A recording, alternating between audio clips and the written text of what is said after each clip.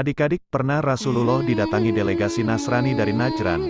Mereka mengendarai 60 buah kendaraan dengan pakaian dari Yaman yang indah, memakai cincin emas dan selendang sutra. Orang-orang Nasrani itu langsung menuju ke masjid dan mengerjakan sholat dengan menghadap ke timur. Beberapa sahabat hendak menegur, tetapi Rasulullah mengisyaratkan agar mereka dibiarkan. Setelah sholat, orang-orang Nasrani menghadap Rasulullah dan memberi hadiah berupa permadani indah yang bergambar dan beberapa buah tikar dari bulu. Rasulullah menolak permadani bergambar dan menerima tikar dari bulu. Sebenarnya, tujuan orang-orang Nasrani ini adalah untuk menambah keributan antara kaum muslimin dan orang Yahudi sehingga orang-orang Nasrani dapat diuntungkan. Begitu bertemu Rasulullah, orang-orang Nasrani berusaha menjelaskan mengapa mereka menganggap Nabi Isa adalah anak Allah dan mengapa mereka menyembah 3 Tuhan.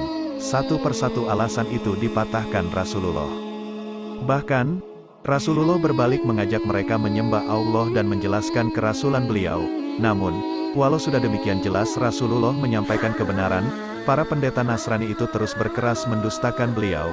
Mereka tetap mengatakan bahwa Nabi Isa adalah putra Allah dan Allah itu hanya salah satu dari 3 Tuhan.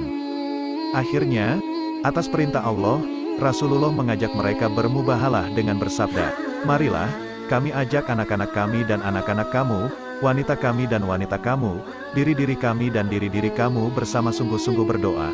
Lalu kita jadikan laknat Allah menimpa kepada siapa di antara kita yang berdusta." Orang-orang Nasrani itu hendak menerima. Namun Al-Aqib, penasihat tertinggi mereka, berkata, "Sesungguhnya, Muhammad itu adalah nabi yang diutus dan kamu telah mengetahui itu dengan pasti. Tidak ada suatu kaum yang bermubahalah dengan seorang nabi kecuali ia pasti hancur binasa." Mendengar itu, orang-orang Nasrani memutuskan untuk menolak usul Rasulullah. Mereka memilih untuk kembali ke Najran dengan tetap memeluk agama mereka. Wallahu a'lam bishawab.